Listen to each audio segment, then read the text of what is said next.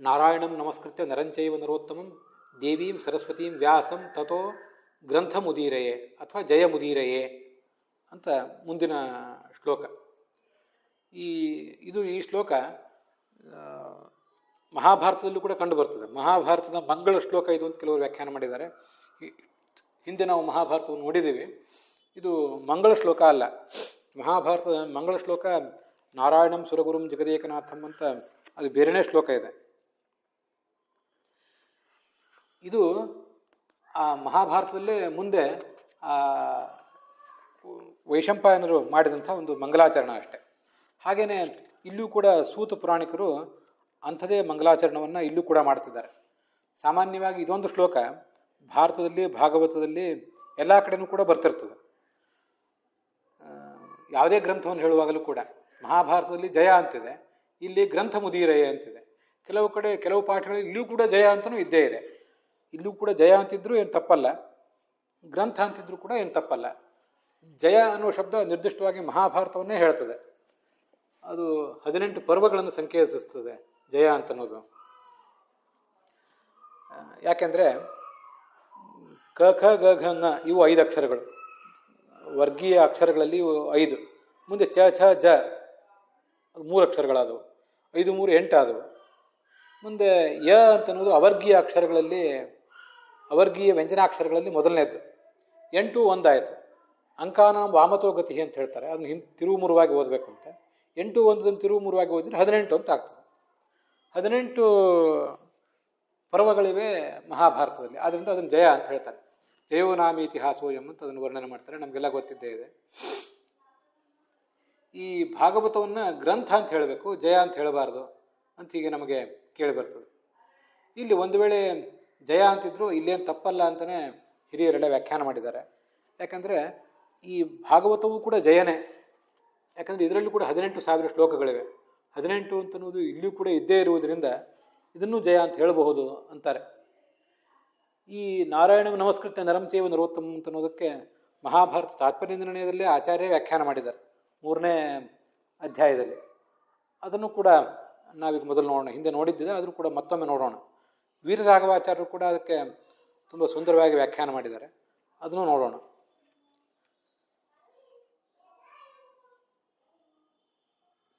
ಜಯೋ ನಾಮಿ ಇತಿಹಾಸೋಯಂ ಕೃಷ್ಣದ್ವೈಪಾಯನೇರಿತಃ ಆಚಾರ್ಯರ ಶ್ಲೋಕ ಮಹಾಭಾರತ ತಾತ್ಪರ್ಯ ನಿರ್ಣಯದಲ್ಲಿ. ಜಯ ಅಂದರೆ ಇತಿಹಾಸದ ಹೆಸರು. ಮಹಾಭಾರತ ಅನ್ನುವ ಇತಿಹಾಸದ ಹೆಸರಿದ್ದು. ಅಲ್ಲಿ ನರಂಚೈವ ನರೋತ್ತಮಂ ಅಂತಿದೆಯಲ್ಲ, ನಾರಾಯಣಂ ನಮಸ್ಕೃತ್ಯ ಅಂತಂದ್ರೆ ಗೊತ್ತಾಗ್ತದೆ ಭಗವಂತನಿಗೆ ನಮಸ್ಕಾರ ಮಾಡ್ತೇವೆ ಅಂತ. ಗುಣಪೂರ್ಣನಾದ ನಾರಾಯಣನನ್ನು ನಮಸ್ಕಾರ ಮಾಡ್ತೀನಿ ಅಂತ ಅದರ ಪ್ರಧಾನ ಅರ್ಥ. ನಾರಾಯಣನ ಶಬ್ದಕ್ಕೆ ನೀರ ಮೇಲೆ ಮಲಗಿರುವವನು, ನೀರನ್ನು ಆಶ್ರಯವನ್ನಾಗಿ ಹೊಂದಿರುವವನು, ನೀರಿಗೆ ಆಶ್ರಯ ಕೊಟ್ಟಿರುವವನು, ಈಗ ಅನೇಕ ಅರ್ಥಗಳಾಗ್ತವೆ. ನಾರಾಯಣ ಶಬ್ದಕ್ಕೆ ಮುಖ್ಯ ಅರ್ಥ ದೋಷರಹಿತ, ಗುಣಪೂರ್ಣ ಮತ್ತು ಮೊದಲನೇದಾಗಿ ಗುಣಪೂರ್ಣ ಅಂತ ಅರ್ಥ ನಾರಾಯಣ ಅಂತಂದರೆ. ಮತ್ತು ಅರಾಯಣ ಅಂದರೆ ದೋಷ ಪೂರ್ಣ, ಅರಾಯಣ ಅಲ್ಲದೇ ಇದ್ದವನು ನಾರಾಯಣ, ಅದರಿಂದ ದೋಷರಹಿತ ಅಂತ ಅರ್ಥ. ಮುಂದೆ ನಾರಾಯಣ ಅಂದರೆ ಶಾಸ್ತ್ರ ಪ್ರತಿಪಾದ್ಯ ಅಂತ ಅರ್ಥ.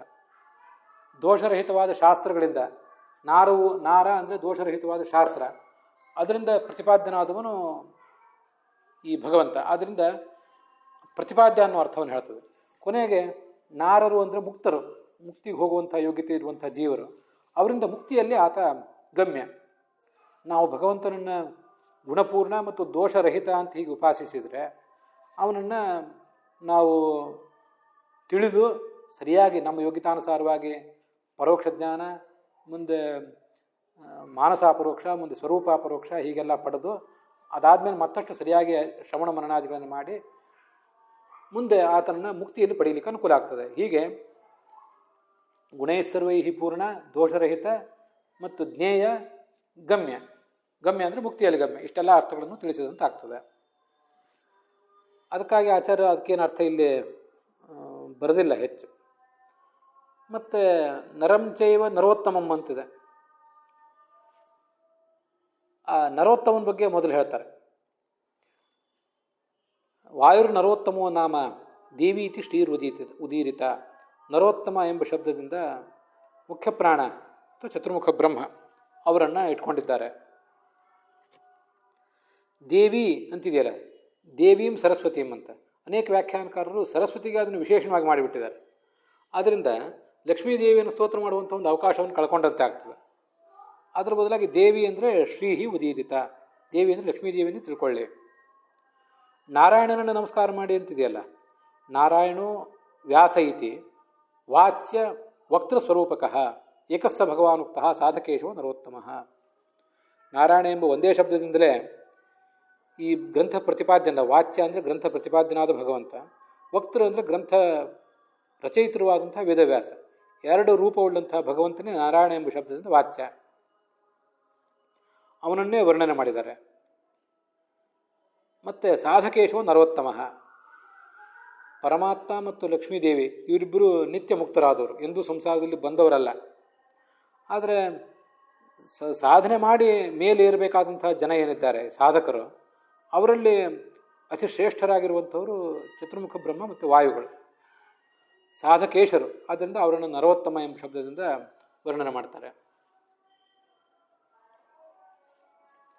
ವಾಯುರ್ ನರೋತ್ತಮೋ ನಾಮ ಸಾಧಕೇಶೋ ನರೋತ್ತಮ, ಉಪಸಾಧಕೋ ನರಶ್ಚ ಉಕ್ತಃ. ಮತ್ತು ನರಂಚೇವ ನರೋತ್ತಮ ಅಂತಿದೆ. ನರ ಯಾರು? ಈ ಒಬ್ಬ ನಾಯಕ, ಇನ್ನೊಬ್ಬ ಉಪನಾಯಕ ಅಂತಿದ್ದಂತೆ. ಸಾಧಕ ಮುಖ್ಯ ಪ್ರಾಣ ಮತ್ತು ವಾಯುಗಳು, ಸಪತ್ನೀಕರಾದಂಥ ಮುಖ್ಯ ಪ್ರಾಣ ಮತ್ತು ವಾಯುಗಳೇ ಸಾಧಕರು. ಉಪಸಾಧಕರು ಯಾರು? ಗರುಡ ಶೇಷ ರುದ್ರರು. ಅವರನ್ನು ನರ ಎಂಬ ಶಬ್ದದಿಂದ ವರ್ಣನೆ ಮಾಡಿದ್ದಾರೆ. ಮುಖ್ಯ ಪ್ರಾಣ ವಾಯುಗಳು, ಮುಖ್ಯ ಪ್ರಾಣ ಚತುರ್ಮುಖ ಬ್ರಹ್ಮ ಮುಖ್ಯ ಪ್ರಾಣ, ಆ ಬಳಿಕ ಬರುವ ಸರಸ್ವತಿ ಭಾರತೀಯರು, ಅದರ ನಂತರ ಬರುವಂಥವರೇ ಈ ಗರುಡ ಶೇಷ ರುದ್ರರು, ಅವರೇ ನರ ಎಂಬ ಶಬ್ದದಿಂದ ಇಲ್ಲಿ ವಾಚ್ಯರು. ದೇವಿ ಭಾಗ್ಯಾತ್ಮಿಕ ನೃಣಾಂ, ನಮಗೆ ಶಾಸ್ತ್ರದ ಶ್ರವಣ ಎಂಬ ಭಾಗ್ಯವನ್ನು ಕೊಡುವಂಥವಳು, ಶಾಸ್ತ್ರ ಜ್ಞಾನ ಎಂಬ ಭಾಗ್ಯವನ್ನು ಕೊಡುವಂಥವಳು, ನಾಳೆ ನಮ್ಮ ಮುಕ್ತಿಯನ್ನು ಕೊಡುವಂಥವಳು ಕೂಡ, ಭಗವಂತನ ಅನುಜ್ಞೆಯಿಂದ ನಮಗೆ ಮುಕ್ತಿಯನ್ನು ಕೊಡುವಂಥವಳು ಕೂಡ ಅವಳೇ ಆಗಿದ್ದಾಳೆ. ಮುಕ್ತಿ ಎಂಬ ಭಾಗ್ಯ ಅವಳೇ ಭಾಗ್ಯಾತ್ಮಿಕ. ಯಾಕೆಂದರೆ ಬೃಹದಾರಣ್ಯಕ ಉಪನಿಷತ್ ಭಾಷ್ಯದಲ್ಲಿ ಹೇಳ್ತಾರೆ, ದ್ರವ್ಯೇಶು ಶಂಕರ ಪ್ರೋಕ್ತಃ ಕ್ರಿಯೇಶು ಗರುಡ ಸ್ಮೃತಃ. ನಾನು ಹೇಳಬೇಕಾದ ಶ್ಲೋಕ ಹೀಗಿದೆ: ಕರ್ಮಾಭಿಮಾನಿ ಗರುಣಃ ಬ್ರಹ್ಮ ಜ್ಞಾನಾಭಿಮಾನವಾನ್ ಪೂರ್ವಪ್ರಜ್ಞಾ ಯೋಗ್ಯತಾ ಸ್ಯಾತ್ ರಮಾ ತದಭಿಮಾನಿನಿ ಅಂತ. ಕರ್ಮಾಭಿಮಾನಿ, ನಮ್ಮ ಕಡೆಯಿಂದ ಕರ್ಮ ಮಾಡಿಸೋನು ಗರುಡ. ಬ್ರಹ್ಮ ಜ್ಞಾನಾಭಿಮಾನಿನಿ, ಅವನು ನಮಗೆ ಜ್ಞಾನವನ್ನು ಮಾಡಿಸ್ತಾನೆ, ಜ್ಞಾನವನ್ನು ಕೊಡ್ತಾನೆ. ಮತ್ತು ಪೂರ್ವಪ್ರಜ್ಞಾ, ಉಪನಿಷತ್ತಿನಲ್ಲಿ ಬೃಹದಾರಣ್ಯಕ ಉಪನಿಷತ್ತಿನಲ್ಲಿ ಬಂದಿರುವ ಶಬ್ದ ಪೂರ್ವಪ್ರಜ್ಞಾ ಅಂತ. ಪೂರ್ವಪ್ರಜ್ಞಾ ಅಂದರೆ ನಮ್ಮ ಯೋಗ್ಯತಾ ಅಂತ ಅರ್ಥ. ಆ ರಮಾದೇವಿ ನಮ್ಮ ಯೋಗ್ಯತೆಗೆ ಅಭಿಮಾನಿನಿ ಅಂತ. ನಾವು ಈಗ ರಮಾದೇವಿಗೆ ಲಕ್ಷ್ಮೀದೇವಿಗೆ ನಮಸ್ಕಾರ ಮಾಡುವಾಗೆಲ್ಲ ನಮ್ಮ ಯೋಗ್ಯತೆಯನ್ನು ನೇಮಿಸುವವಳು, ನಮ್ಮ ಯೋಗ್ಯತೆ ಅವಳ ಅಧೀನ, ಅವಳ ಮತ್ತು ಅವಳ ಪತಿಯ ಅಧೀನ ಅಂತ ಈಗ ಯಾವತ್ತು ಅದನ್ನೊಂದು ಚಿಂತನೆ ಮಾಡಬೇಕು. ಹೆಚ್ಚು ನಮ್ಮ ಗಮನಕ್ಕೆ ಬರದೇ ಇರುವಂಥ ವಿಷಯ, ಅದಕ್ಕಾಗಿ ಹೇಳಿದೆ. ಭಾಗ್ಯಾತ್ಮಿಕ, ನಮ್ಮ ಭಾಗ್ಯ, ನಮ್ಮ ಮೂಲ ಭಾಗ್ಯ ಏನು? ಇವತ್ತು ನಾವು ಗಳಿಸಿರುವ ಯಾವ ಸಂಪತ್ತು, ಬಾಂಧವರು, ಇದು ಯಾವುದು ಭಾಗ್ಯವೇ ಭಾಗ್ಯ ಅಲ್ಲ. ನಮ್ಮ ಭಾಗ್ಯ, ಅತಿ ದೊಡ್ಡ ಭಾಗ್ಯ ಅಂದರೆ ಜ್ಞಾನ ಮತ್ತು ನಾಳೆ ಭಗವಂತನ ಸಾಮೀಪ್ಯ, ಅದೇ ನಮ್ಮ ಭಾಗ್ಯ. ಆ ಭಾಗ್ಯಾತ್ಮಿಕ, ನಮ್ಮ ಭಾಗ್ಯವನ್ನು ವ್ಯಾಪಿಸಿದವಳು, ನಮ್ಮ ಭಾಗ್ಯವನ್ನು ನಿಯಂತ್ರಿಸುವವಳು. ಅದಕ್ಕಾಗಿ ಅವಳನ್ನು ಭಾಗ್ಯಾತ್ಮಿಕ ಅಂತ ಹೀಗೆ ಆಚಾರ್ಯ ಹೇಳಿದ್ದಾರೆ. ಸರಸ್ವತಿ ವಾಕ್ಯರೂಪ ತಸ್ಮಾನ್ ನಮ್ಯಾಹಿ ತೇಖಿಲ. ಸರಸ್ವತಿ ದೇವಿಯನ್ನು ಯಾಕೆ ನಮಸ್ಕಾರ ಮಾಡಿದ್ದಾರೆ ಅಂದರೆ, ಅವಳು ವಾಕ್ಯರೂಪಳಾದವಳು, ಈ ಶಾಸ್ತ್ರದ ಅಭಿಮಾನಿನಿ ಅವಳು, ಸರಸ್ವತಿ ಭಾರತೀಯರಿಬ್ಬರು ಕೂಡ. ಆದ್ದರಿಂದ ಇವರೆಲ್ಲರನ್ನೂ ಕೂಡ ನಾವು ಶಾಸ್ತ್ರದ ಆರಂಭದಲ್ಲಿ ನಮಸ್ಕರಿಸಬೇಕು ಅಂತಿದು ಮಹಾಭಾರತ ತಾತ್ಪರ್ಯ ನಿರ್ಣಯದಲ್ಲಿ ಆಚಾರ್ಯರು ಕೊಡುವಂಥ ಅರ್ಥ. ಇದಕ್ಕೆ ವೀರರಾಘವಾಚಾರ್ಯರು ಕೂಡ ವ್ಯಾಖ್ಯಾನ ಮಾಡಿದ್ದಾರೆ, ಅದನ್ನು ತುಂಬ ಸುಂದರವಾಗಿದೆ. ಹೀಗೆ ಅದನ್ನು ನೋಡೋಣ ಈಗ ಮುಂದೆ. ವೀರರಾಘವಾಚಾರ್ಯರ ವ್ಯಾಖ್ಯಾನದಲ್ಲಿ ನಾರದ ಮೊದಲಾದ ಎಲ್ಲ ಋಷಿಗಳ ವ್ಯಾಖ್ಯಾನವೂ ಕೂಡ ಕಂಡು ಬರ್ತದೆ. ಚತುರ್ಮುಖ ಬ್ರಹ್ಮ ಮೊದಲಾದವರು ಎಲ್ಲರಿಗೂ ನಮಸ್ಕಾರ ನಾವು ಮಾಡಿದಂತೆ ಆಗ್ತದೆ ಅಂತ ಹೇಳ್ತಾರೆ. ಅದು ತುಂಬ ಸುಂದರವಾಗಿದೆ. ಯಾಕೆ ಹಾಗೆ ಹೇಳ್ತಾರೆ? ನ ಕೇವಲಂ ಬಾದರಾಯಣರೇವ, ವ್ಯಾಸರ ಪುತ್ರನಾದ ಶುಕಾಚಾರ್ಯ ನಮಸ್ಕಾರ ಮಾತ್ರ ಅಲ್ಲ, ಉಳಿದವರನ್ನು ಕೂಡ ನಾವು ನೆನಪು ಮಾಡ್ಕೊಳ್ಬೇಕು. ನಾರಾಯಣಂ ನಮಸ್ಕೃತ್ಯ, ನಾರಾಯಣಂ ನಮಸ್ಕೃತ್ಯ ಅಂತ ಹೀಗೆ ಹೇಳಿದ್ರಿಂದ ಅವರೆಲ್ಲರನ್ನೂ ನಮಸ್ಕಾರ ಮಾಡಿ ತಥೋ ಜಯಂ ಉದೀರಯೇತ್. ಉದೀರಯೇತ್ ಅಂತ ಕೆಲವು ಕಡೆ ಪಾಠ. ಉದೀರಯೇತ್ ಅಂದರೆ ಕಥಯೇತ್, ಹೇಳಬೇಕು, ಇನ್ನೊಬ್ಬರಿಗೆ ಕೇಳಿಸಬೇಕು ಅಂತ ಅರ್ಥ. ವೀರರಾಘವಾಚಾರ್ಯ ಇಟ್ಕೊಂಡಿರೋದು ಜಯಂ ಅಂತ ಶಬ್ದ, ಉದೀರಯೇತ್ ಅಂತ ವಿಧಿಲಿಂಗ್ ಲಕಾರದ ಪ್ರಥಮ ಪುರುಷದ ಏಕವಚನ. ಆಚಾರ್ಯರು ತಮ್ಮ ಗ್ರಂಥದಲ್ಲೆಲ್ಲ ಇಟ್ಕೊಂಡಿದ್ದು ತಥೋ ಗ್ರಂಥ ಮುದೀರಯೇ ಅಂತ ಉತ್ತಮ ಪುರುಷದ ಏಕವಚನ. ಜಯಮಿತಿ ಪುರಾಣಸ್ಯ ಅನ್ವರ್ಥಂ ನಾಮಾಂತರಂ, ಎಲ್ಲ ಪುರಾಣಗಳಿಗೂ ಜಯ ಅಂತ ಒಂದು ಹೆಸರಂತೆ. ಯಾಕೆಂದರೆ ಅಖಿಲ ದುರಿತ ಜಯ ವಿನಾ ಭೂತತ್ವಾತ್, ಜಯ ವಿನಾಭೂತತ್ವಾತ್. ಎಲ್ಲೆಲ್ಲಿ ಪುರಾಣಗಳ ಶ್ರವಣ ಆಗ್ತದೆ ಅಲ್ಲಿ ಎಲ್ಲ ಅಖಿಲ ದುರಿತಗಳ ಜಯ ಆಗ್ತದೆ. ಆದ್ದರಿಂದ ಈ ಜಯ ಅಂತ ಎಲ್ಲ ಪುರಾಣಗಳಿಗೂ ಹೆಸರು. ಇಲ್ಲಿ ಬರೇ ನಾರಾಯಣನ ನಮಸ್ಕಾರ ಅಲ್ಲ, ನರನಾರಾಯಣಯೋ ಬದರಿಕಾಶ್ರಮ ವಾಸಿನೆಯೋ ಭಗವದ್ ಅವತಾರಭೂತಯೋ ಅವರ ನಮಸ್ಕಾರ ಇದು. ವೀರರಾಘವಾಚಾರ್ಯ ಹೇಳ್ತಾರೆ, ಯೋ ವೈ ಭಾರತ ವರ್ಷೇಸ್ಮಿನ್ ಕ್ಷೇಮಾಯ ಸ್ವಸ್ಥಯೇ ನೃಣಾಂ ಧರ್ಮಜ್ಞಾನ ಸಮೋಪೇತ ಆಕಲ್ಪಾದ ಆಸ್ಥಿತಸ್ತಪಃ ಅಂತ ಭಾಗವತದಲ್ಲಿ ಮುಂದೆ 10ನೇ ಸ್ಕಂದದಲ್ಲಿ ಬರೋದಿದೆ. ಈ ಭಗವಂತ ನರನಾರಾಯಣ ರೂಪದಿಂದ, ನರನಲ್ಲಿಯೂ ಕೂಡ ಅವನೇ ಇದ್ದಾನೆ. ನರ ಅಂದರೆ ಮೂಲತಃ ಶೇಷ, ಆ ಶೇಷನ ಅಂಶ ಸಂಭೂತನಾದವನು ನರ, ಅದು ನಮ್ಗೆ ಗೊತ್ತಿದೆ. ಆದರೆ ನರನಲ್ಲಿಯೂ ಕೂಡ ಸ್ವಯಂ ಭಗವಂತನೇ ಇದ್ದಾನೆ. ಅದನ್ನು ನಾವೆಲ್ಲ ಹಿಂದೆ ಅನೇಕ ಕಡೆ ನೋಡಿದ್ದೇವೆ. ಅವನು ಅಂಥ ನರನಾರಾಯಣ ರೂಪದ ಭಗವಂತನಿಗೆ ನಮಸ್ಕಾರ ಮಾಡ್ತೀನಿ ಅಂತ ಅದರ ತಾತ್ಪರ್ಯ ಆಗ್ತದೆ. ಧರ್ಮಸ್ಯ ದಕ್ಷ ದುಹಿದುರಿ ಯಜನಿ ಸ್ವಮೂರ್ತ್ಯ ನಾರಾಯಣೋ ನರ ಇತಿ ಸ್ವತಃ ಪ್ರಭಾವ ದೃಷ್ಟಾತ್ಮನೋ ಭಗವತೋ ನಿಯಮಾವಲೋಪಂ ದೇವ್ಯಸ್ತ್ವರಂಗ ಪೃತನ ಘಟಿತುಂ ನ ಶೇಕು ಅಂತ ತುಂಬ ಸುಂದರವಾದ ಒಂದು ಶ್ಲೋಕ. ಇದನ್ನು ನಾನು ಕೂಡ ಮೇಲಿಂದ ಮೇಲೆ ಹೇಳ್ಕೊತಾ ಇರ್ತೇನೆ.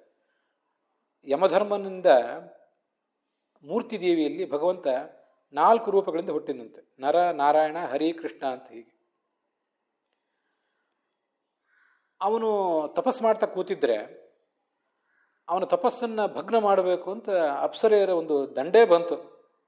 ಅದು ದಂಡು ಅಂತಿಂತ ದಂಡಲ್ಲ, ಅದು ಅನಂಗಪ್ರತನಾಹ ಮನ್ಮಥನ ಸೈನ್ಯ, ಅದು ದೊಡ್ಡ ಸೈನ್ಯವೇ ಬಂದ್ಬಿಟ್ಟಿತ್ತು.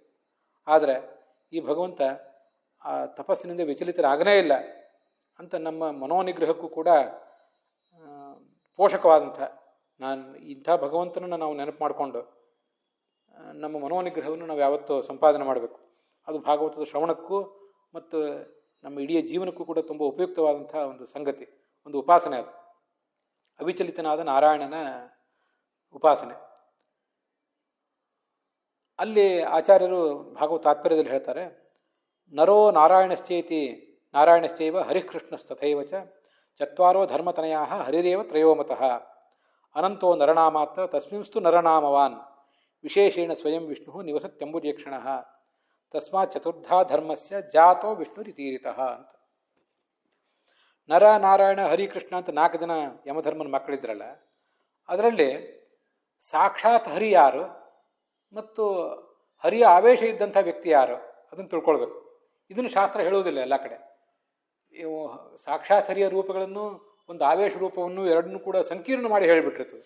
ಆದ್ದರಿಂದ ಆ 4 ಹರಿಯ ರೂಪಗಳಂತಲೇ ಯಾರು ತಿಳ್ಕೊಂಡ್ಬಿಡ್ತಾರೆ, ಅಥವಾ ಆ 4 ಹರಿ ಅಲ್ಲ ಬೇರೆ ಯಾರು ಅಂತ ಆದರೂ ತಿಳ್ಕೊಂಡ್ಬಿಡ್ತಾರೆ. ಇದು ಹೀಗೆ ಭ್ರಾಮಕವಾಗಿರ್ತದೆ, ತುಂಬ ಸಂಕೀರ್ಣವಾಗಿರ್ತದೆ ಶಾಸ್ತ್ರ. ಈ ನರ, ನಾರಾಯಣ, ಹರಿಕೃಷ್ಣ ಅಂತ 4 ಜನ ಯಮಧರ್ಮನ ಮಕ್ಕಳಿದ್ದಾರಲ್ಲ, ಅದರಲ್ಲಿ ಚತ್ವಾರ ಧರ್ಮತನಯ, ಆ ನರ ಒಬ್ಬನ್ ಬಿಟ್ಟರೆ ನಾರಾಯಣ, ಹರಿಕೃಷ್ಣ ಈ 3 ಸ್ವಯಂ ಭಗವಂತ, ಪೂರ್ಣವಾಗಿ ಭಗವಂತನೇ, ಅಲ್ಲಿ ಬೇರೆ ಯಾವ ಜೀವವೂ ಇಲ್ಲ. ಇನ್ನು ನರ ಅಂತ ಒಂದು ಏನಿದೆ ಅದು ಶೇಷನ ಅವತಾರ, ಅನಂತಹ ನರನಾ ಮಾತ್ರ. ಶೇಷ ನರ ಎಂಬ ರೂಪದಿಂದ ಹುಟ್ಟಿದ್ದ, ಅವನಲ್ಲಿ ನರ ಎಂಬ ರೂಪದಿಂದ ಭಗವಂತ ಇದ್ದಾನೆ. ಆದ್ರಿಂದ ನರ ಅಂತ ಒಂದರಲ್ಲಿ ಮಾತ್ರ ಶೇಷನೂ ಇದ್ದಾನೆ, ಒಳಗೆ ಭಗವಂತ ನರ ರೂಪದಿಂದ ಇದ್ದಾನೆ. ತಸ್ಮಿಂಸ್ತು ನರ ನಾಮವಾನ್. ಆದ್ರಿಂದ ಈ 4 ಜನರನ್ನು ಕೂಡ ಭಗವಂತನ ಅವತಾರ ಅಂತ ಹೇಳಿಬಿಡ್ತಾರೆ. ಈ ಥರ ಹೇಳಿಬಿಟ್ರು. ಅದನ್ನು ಕೇಳಿದವರು 4 ರೂಪಗಳು ಕೂಡ ಸಮಾನವಾಗಿ ಭಗವಂತನ ರೂಪ ಅಂತ ಯಾರು ತಿಳ್ಕೊಂಡ್ಬಿಡ್ತಾರೆ. ಹೀಗಾಗುವ ಸಾಧ್ಯತೆ ಇರ್ತದೆ. ಅದಕ್ಕಾಗಿ ಅಲ್ಲಿ ಬಂದದನ್ನು ನಾವು ನೋಡಬೇಕು. ನಾರಾಯಣಂ ನರಸಖಂ ಶರಣಂ ಪ್ರಪದ್ಯೆ ಅಂತ ಭಾಗವತದಲ್ಲಿ ಮುಂದೆ ಬರುವಂಥ ಒಂದು ಶ್ಲೋಕ. ನರಸಖನಾದ, ನರನಿಗೆ ಗೆಳೆಯನಾದ, ನರನನ್ನೇ ಗೆಳೆಯನ್ನು ಹೊಂದಿದಂಥ ನಾರಾಯಣನಿಗೆ ನಮಸ್ಕಾರ ಮಾಡ್ತೇನೆ ಅಂತ. ಅವನು ತನಗೆ ತಾನೇ ಸಖ. ಮತ್ತು ನರ ಅಂದರೆ ಉಪಸಾಧಕರು ನಾವೆಲ್ಲ. ಈ ಕಾಲದಲ್ಲಿ ಬಂದಿದೆ. ನರೋತ್ತಮ ಅಂದರೆ ಮುಖ್ಯ ಪ್ರಾಣ ಮತ್ತು ಚತುರ್ಮುಖ ಬ್ರಹ್ಮರು. ನರ ಅಂತ ಶಬ್ದದಿಂದ ಈ ಉಳಿದೆಲ್ಲ ಸಾಧಕರನ್ನು ಕೂಡ ಇಟ್ಕೊಂಡಿದ್ದಾರೆ. ಉಪಸಾಧಕರು ನರಶ್ಚೋಕ್ತಃ ಗರುಡಶೇಷ ರುದ್ರರು. ಮತ್ತು ನಮ್ಮಂಥವರು ಎಲ್ಲರೂ ಸಾಧಕರೇ ಅಲ್ಲ, ಸಾಧನದ ಮಾರ್ಗದಲ್ಲಿ ಇದ್ದವರೇ ನಾವು ಕೂಡ. ನಾರಾಯಣಂ ನರಸಖಂ ಅಂದರೆ ನಮ್ಮೆಲ್ಲರನ್ನು ಗೆಳೆಯರನ್ನಾಗಿ ಮಾಡ್ಕೊಂಡಿದ್ದಾನೆ ಭಗವಂತ. ಅದು ನಮ್ಮ ಭಾಗ್ಯ. ಜಗತ್ತಿನಲ್ಲಿ ನಾವು ಭಗವಂತನ ಗೆಳೆಯರು ಅಂತ ಹೇಳ್ಕೊಳ್ಳೋದಕ್ಕಿಂತ ದೊಡ್ಡದು ಭಾಗ್ಯ ಇನ್ನೇನಿದೆ. ಅದನ್ನು ನಾರಾಯಣಂ ನರಸಖಂ. ಈ ಅರ್ಜುನನ ಮೂಲ ರೂಪ ಆ ನರ ಏನಿದೆ ಅದು ಆತನ ಗೆಳೆಯ ಅಂತ ಹೇಳೋದೊಂದು ವಿಷಯ ಬೇರೆ. ಎಲ್ಲ ಜೀವಿಗಳು ಕೂಡ ಅದನ್ನ ಗೆಳೆಯರೇ. ದ್ವಾಸುಪರ್ಣ ಸೈಡಾ ಸಖಾಯ ಗರುಡಶೇಷ ರುದ್ರರು ನೀವು ಎಲ್ಲರೂ ಭಗವಂತನ ಗೆಳೆಯರೇ. ಆದ್ದರಿಂದ ನಾರಾಯಣಂ ನರಸಖಂ ಶರಣಂ ಪ್ರಪದ್ಯೆ ಅಂತ.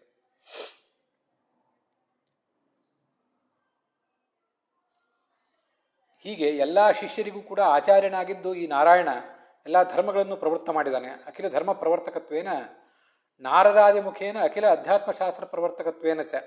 ಅದೇ ನರನಾರಾಯಣರೇ ಮಹಾಭಾರತದ ಅನುಶಾಸನ ಪರ್ವ ಇತ್ಯಾದಿಗಳಲ್ಲಿಯೂ ಬಂದಿರುವಂತೆ ನಾರದಾದಿಗಳಿಗೆ ಧರ್ಮವನ್ನು ಉಪದೇಶಿಸಿದ್ದಾರೆ. ಆದ್ರಿಂದ ಅವರು ಗುರುಗಳಿಗೂ ಕೂಡ ಗುರುವಾಗಿದ್ದಾರೆ. ಇವರಿಬ್ಬರು ಕೂಡ ನರನಾರಾಯಣರು. ಗುರುಣಾಮಪಿ ಗುರುತ್ವೇನ ಮಹಾ ಉಪಕರ್ತತ್ವ. ಅವರಿಗೂ ಕೂಡ ನಮಸ್ಕಾರ ಮಾಡಬೇಕು ಅಂತ ಅದರ ತಾತ್ಪರ್ಯ.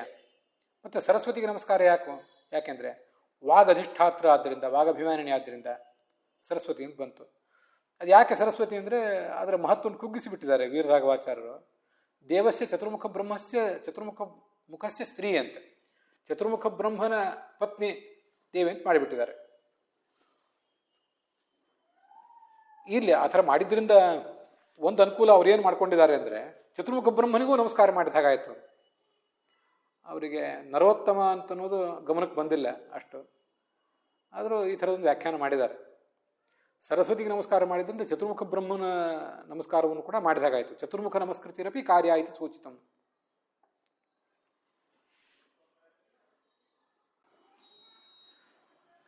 ಚತುರ್ಮುಖೋ ಹಿ ಅನಿರುದ್ಧಾಖ್ಯ ಭಗವತ್ ತುರಿಯ ವ್ಯೂಹ ನಾಭಿಕಮಲತಃ ಸಂಭೂತಃ ತಪಸ್ತೋಷಿತ ಅನಿರುದ್ಧ ರೂಪೋಪದಿಷ್ಟ ಭಾಗವತ ಚತುಶ್ಲೋಕೀಂ ಕೃತ್ಸ್ನೈತತ್ ಪುರಾಣ ನಿಧಾನಭೂತಾಂ ನಾರದಾಯ ಉಪದಿದೇಶ.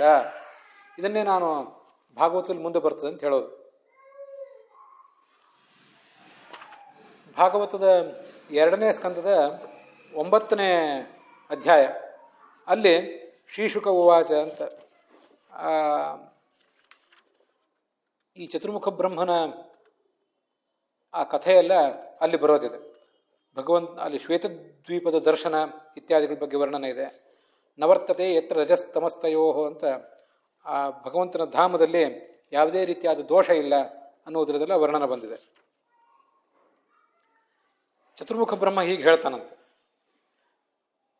ಭಗವಂತನ ತಪಸ್ಸು ಮಾಡಿದ. ಭಗವಂತ ಅವನಿಗೆ ಒಲಿದ. ನಿನ್ನ ತಪಸ್ಸಿಗೆ ನಾನು ಒಲಿದಿದ್ದೇನೆ. ತ್ವಯಾಹಂ ತೋಷಿತ ಸಮ್ಯಕ್ ವೇದಗರ್ಭ ಶುಶ್ರೂಷಯ. ಬೇರೆ ಯಾರ ತಪಸ್ಸಿಗೂ ನಾನು ಒಲಿಯುವವನಲ್ಲ. ಏನು ವರ ಕೇಳ್ತೀಯೋ ಕೇಳು, ವರಂ ವರಯ ಭದ್ರಂತೆ ಅಂತ. ಆವಾಗ ಭಗವನ್ ಸರ್ವಭೂತಾನಾಂ ಅಧ್ಯಕ್ಷ ಅವಸ್ಥಿತೋ ಗುಹಾಂ ವೇದ ಶಪ್ರಧಿರುದ್ಧೇನ ಪ್ರಜ್ಞಾನೇನ ಚಿಕೀರ್ಷಿತಂ. ನನಗೆ ವರ ಬೇಕು ಅಂತ ನಾನೇನು ನಿನ್ನೆದ್ರೆ ಕೇಳಬೇಕಾಗಿದೆ? ನಿನಗೆ ಆ ವರಗಳೆಲ್ಲ ಗೊತ್ತಿದ್ದೇವೆ, ನನಗೇನು ಬೇಕು ಅಂತ. ಅದೆಲ್ಲ ನೀನು ಹೇಳಲಿಕ್ಕೆ ನಾನು ಕೊಡ್ಲಿಕ್ಕೆ ಸಮರ್ಥನೆ ಆಗಿದ್ದೆ. ಆದರೂ ಪರಾವರೇ ಯಥಾರೂಪೇ ಜಾನೀಯಾಂತೆ ಸ್ವರೂಪಿಣಃ. ನಿನ್ನ ಸ್ವರೂಪವನ್ನು ನಾನು ತಿಳಿಯಬೇಕಾಗಿದೆ, ಅದು ಒಂದನ್ನು ತಿಳಿಸು ಅಂತ ಕೇಳ್ತಾನಂತೆ. ಅಲ್ಲೊಂದು ಪ್ರಾರ್ಥನೆನೂ ಮಾಡ್ತಾನೆ. ಅಭಿಕ್ಲಮಸ್ತೆ ಪರಿಕರ್ಮಿಣ ಸ್ಥಿತೋ ಮಾಮೇ ಸಮುನ್ನದ್ಧ ಮಜಃ ಅಜಮಾನಿನಃ. ನಾನು ನಿನ್ನ ಜ್ಯೇಷ್ಠ ಪುತ್ರನೂ ಹೌದು, ನನ್ನ ಸೇವೆಯನ್ನು ನೀನು ಸ್ವೀಕಾರ ಮಾಡಿದೆ. ಆದರೆ ನನಗೆ ಯಾವತ್ತೂ ಕೂಡ ಅಹಂಕಾರ ಬರದೇ ಇರಲಿ ಅಂತ ಚತುರ್ಮುಖ ಬ್ರಹ್ಮ ಕೇಳ್ತಾನೆ. ಚತುರ್ಮುಖ ಬ್ರಹ್ಮ ಜೀವಾಭಿಮಾನಿ. ನಮಗೆಲ್ರಿಗೂ ಹೇಗೆ ಧ್ಯಾನ ಮಾಡಬೇಕು, ಹೇಗೆ ಸ್ತೋತ್ರ ಮಾಡಬೇಕು ಅನ್ನೋದು ಕಲಿಸುವಂಥವನು. ನಾವು ಕೂಡ ಭಾಗವತದ ಪ್ರವಚನ ಮಾಡ್ತೀವಿ, ಕೇಳ್ತೀವಿ ಅಂತ ಕೂತವರು ಅಹಂಕಾರ ನಮಗೆ ಬರದೇ ಇರಲಿ ಅಂತ ಇಂಥ ಒಂದು ಸಂದರ್ಭದಲ್ಲಿ ಅವನನ್ನು ಮಾದರಿಯನ್ನಾಗಿಟ್ಕೊಂಡು ನಾವು ಸ್ತೋತ್ರ ಮಾಡಬೇಕು. ಆಗ ಚತುಶ್ಲೋಕಿ ಭಾಗವತವನ್ನು ಭಗವಂತ ಉಪದೇಶಿಸಿದ ಅಂತ ಅಲ್ಲಿ ಕೇಳಿ ಬರ್ತದೆ. ಅಹಮೇ ವಾಸಮಗ್ರೇಚ ನಾಣ್ಯತ್ಯತ್ ಸತಸತ್ಪರಂ ಪಶ್ಚಾದಹಂ ತ್ವಮೇತಚ್ಚ ಯೋವಶಿಷ್ಯೇತ ಸೋಸ್ಮ್ಯಹಂ ಅಂತ ಒಂದು ಶ್ಲೋಕ.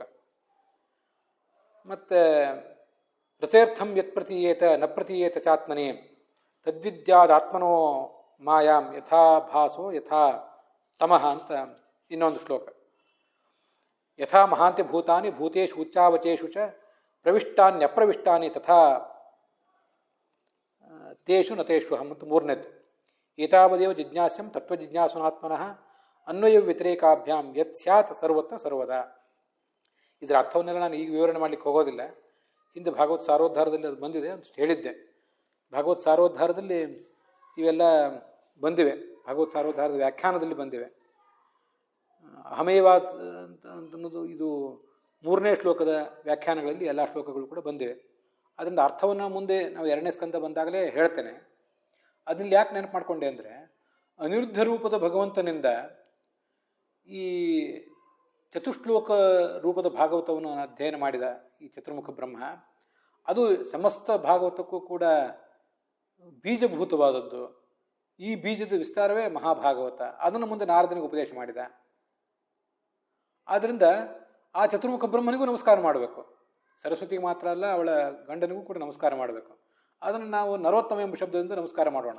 ನರೋತ್ತಮ ಎಂಬ ಶಬ್ದದಿಂದ ನಮಸ್ಕಾರ ಮಾಡಬೇಕು ಅಂತ ಗೊತ್ತಾಗಿಲ್ಲ ಅವರಿಗೆ, ವೀರರಾಘವಾಚಾರ್ಯರಿಗೆ.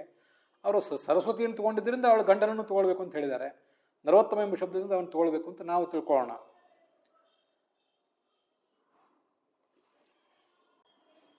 ಅನಿರುದ್ಧ ರೂಪದ ಭಗವಂತನಿಂದ ಈ ಉಪದೇಶ ಅವನಿಗೆ ಸಿಕ್ಕಿದ್ದು.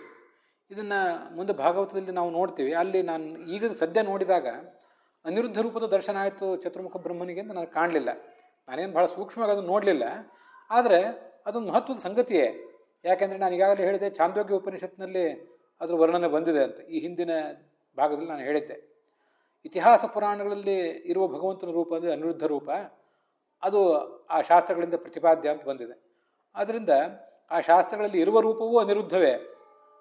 ಮತ್ತು ಅದನ್ನು ಚತುರ್ಮುಖ ಬ್ರಹ್ಮನಿಗೆ ನಮಗೆಲ್ಲರಿಗೂ ಉಪದೇಶ ಮಾಡಿದ ರೂಪವೂ ಅನಿರುದ್ಧವೇ, ಛಾಂದೋಗ್ಯ ಉಪನಿಷತ್ತಿನ ದೃಷ್ಟಿಯಿಂದ. ಆದರೂ ಮುಂದೆ ಹೀಗೆ ಅನಿರುದ್ಧನಿಂದ ಚತುರ್ಮುಖ ಬ್ರಹ್ಮನಿಗೆ, ಅವನಿಂದ ನಾರದನಿಗೆ, ನಾರದ ಚತುಶ್ಲೋಕೀಂ ಅಧಿಗಮ್ಯ, ಅವನಿಂದ ವ್ಯಾಸರಿಗೆ ಬಂತದು.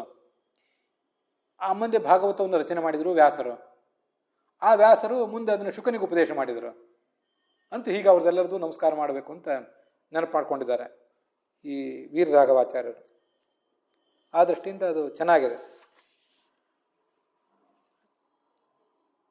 ನಾರದ ಪ್ರಾಹ ಮುನಯೇ ಸರಸ್ವತ್ಯಾಸ್ತಟೇ ನೃಪ ಧ್ಯಾಯತೆ ಪರಮಂ ಬ್ರಹ್ಮ ವ್ಯಾಸಾಯ ಅಮಿತ ತೇಜಸೆ.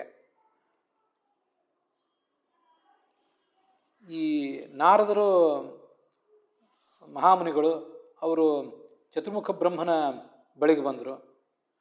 ಅವನನ್ನು ಸೇವೆ ಮಾಡಿ ಈ ಭಾಗವತವನ್ನು ಅವನಿಂದ ಅಧ್ಯಯನ ಮಾಡಿದರು. ಮುಂದೆ ಸರಸ್ವತಿ ನದಿ ತೀರಕ್ಕೆ ಬಂದು ಅಲ್ಲಿ ಈ ವೇದವ್ಯಾಸರೇನು ಉಪದೇಶ ಧ್ಯಾನ ಮಾಡ್ತಾ ಕೂತಿದ್ರು. ಆ ವೇದವ್ಯಾಸರಿಗೆ ಅದನ್ನು ಉಪದೇಶಿಸಿದರು.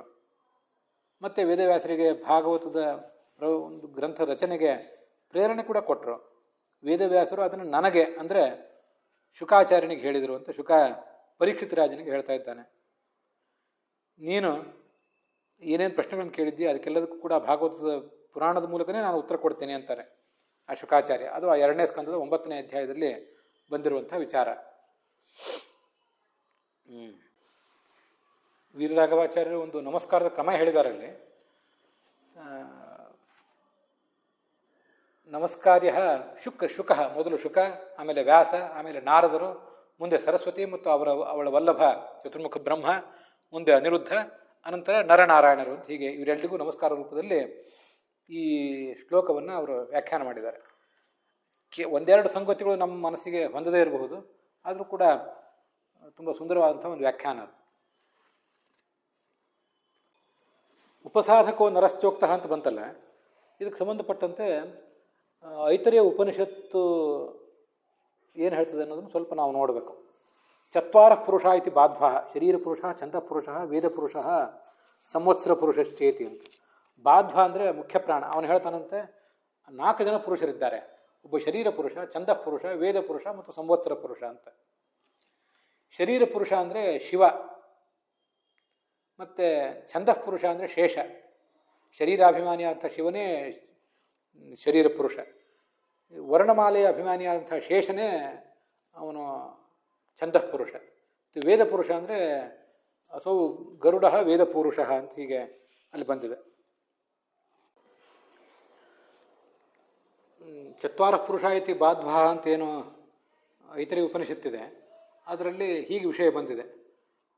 ನಾವು ಇದೊಂದು ಎಲ್ಲ ವಿಷಯಗಳನ್ನು ಮುಖ್ಯ ಪ್ರಾಣನಿಗೆ ಬಾಧ್ವ ಅಂತ ಯಾಕೆ ಅಂತಾರೆ, ಅವೆಲ್ಲ ವಿಷಯಗಳು ಕೂಡ ನಾವು ಮನನ ಮಾಡಬೇಕಾದ ಸಂಗತಿಗಳೇ, ನಮಗದು ಭಾಗದ ಕೂತಕ್ಕೆ ಉಪಯೋಗ ಆಗ್ತದೆ.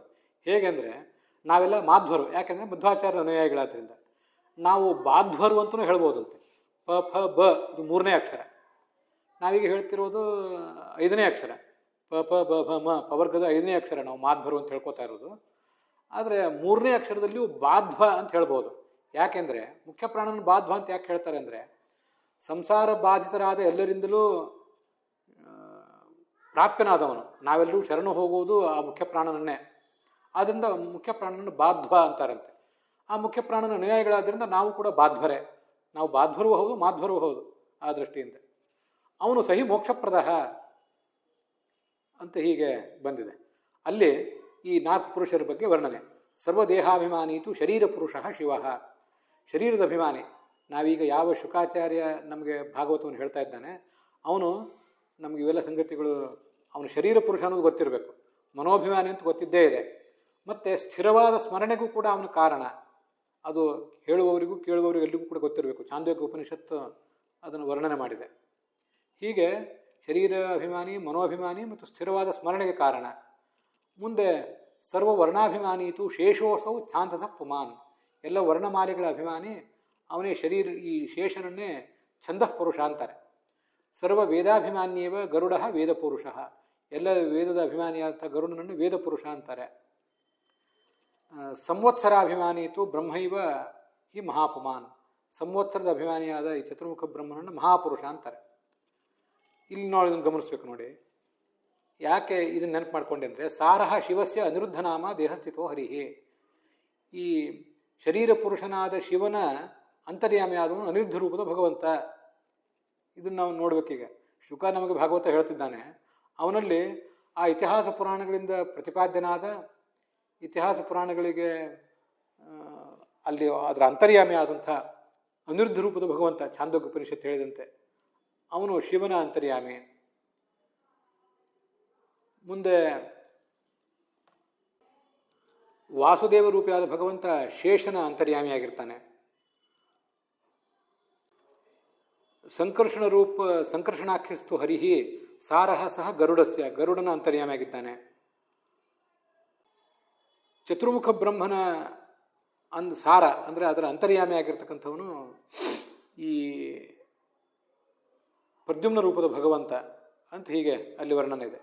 ಇಲ್ಲಿ ನೋಡಿ, ಎಲ್ಲ ಕಡೆನೂ ಕೂಡ ಸಾರಹ ಶಿವಸ್ಯ ಅನಿರುದ್ಧ ನಾಮ, ಶಿವನ ಸಾರ ಅನಿರುದ್ಧ, ಶೇಷನ ಸಾರ ವಾಸುದೇವ ಅಂತ ಹೀಗೆಲ್ಲ ಭಗವಂತನ ಸಾರ ಸಾರ ಅಂತ ಶಬ್ದ ಪ್ರಯೋಗ ಮಾಡಿದ್ದಾರೆ. ಹಿಂದಿನ ಶ್ಲೋಕದಲ್ಲಿ ಅಖಿಲ ಶ್ರುತಿ ಸಾರಂ ಅಂತ ಶಬ್ದ ಬಂದಿದೆ. ಇವೆಲ್ಲ ಶಬ್ದಗಳು ಆಕಸ್ಮಿಕ ಅಲ್ಲ. ಭಗವಂತ ಸಾರ ಅಂದರೆ ಅವುಗಳಲ್ಲಿ ಪ್ರತಿಪಾದಿತನೂ ಅಂತನೂ ಅರ್ಥ, ಅದರೊಳಗೆ ನಿಂತು ಅದಕ್ಕೆ ನಿಯಾಮಕ ಅಂತ ಕೂಡ ಅರ್ಥ. ಆದ್ದರಿಂದ ಗರುಡ ಶೇಷ ರುದ್ರರು 3 ಕೂಡ ಸಮಕಕ್ಷಾಪನ್ನರು. ಅವರೇ ಇಲ್ಲಿ ಉಪಸಾಧಕರು ಅನ್ನೋ ಶಬ್ದದಿಂದ ವಾಚ್ಯರು. ನಮ್ಮ ಶರೀರವನ್ನು ಅವರು ಈ ಶ್ರವಣಕ್ಕೆ ಸಜ್ಜು ಮಾಡಬೇಕು ಶಿವ. ಮತ್ತು ಆ ವರ್ಣಮಾಲೆಗಳನ್ನು, ಶಬ್ದಗಳನ್ನೆಲ್ಲ ಸರಿಯಾಗಿ ನಮ್ಮಿಂದ ನುಡಿಸಿ ಒಟ್ಟಾರೆ ಸರಿಯಾದ ಪಾಠವನ್ನು ನಮಗೆ ಕಲಿಸಿ ಶೇಷ ನಮಗೆ ಉಪಕಾರ ಮಾಡಬೇಕು. ಮುಂದೆ ಶ್ರುತಿಗೀತ ಇತ್ಯಾದಿಗಳನ್ನು ನಾವು ಅಧ್ಯಯನ ಮಾಡೋರಿದ್ದೇವೆ, ಅದಕ್ಕೆ ಬೇಕಾದಂಥ ವೇದವಾಕ್ಯದ ಅನುಸಂಧಾನವನ್ನು ನಮಗೆ ಗರುಡ ಮಾಡಿಸ್ಕೊಡ್ಬೇಕು ಅಂತ ಹೀಗೆಲ್ಲ ಬಂದಿದೆ. ಇದನ್ನೆಲ್ಲ ಮಾಡಿ ಸಂಸಾರದಲ್ಲಿ ಬಾಧಿತರಾದಂಥ ನಾವು ಬಾಧ್ವ ಅನಿಸ್ಕೊಂಡಿರುವ ಮುಖ್ಯ ಪ್ರಾಣನನ್ನು ಶರಣು ಹೋಗಬೇಕು. ಶರಣು ಹೋದರೆ ಇವರೆಲ್ಲರ ದಯೆಯೂ ಕೂಡ ನಮಗಾಗ್ತದೆ ಅಂತ ಅದರ ತಾತ್ಪರ್ಯ ಆಗ್ತದೆ. ಅಲ್ಲಿಗೆ ನಾರಾಯಣಂ ನಮಸ್ಕೃತ್ಯ ಅನ್ನೋ ಶ್ಲೋಕದ ವ್ಯಾಖ್ಯಾನ ಸಮಾಪ್ತವಾಗಿದೆ.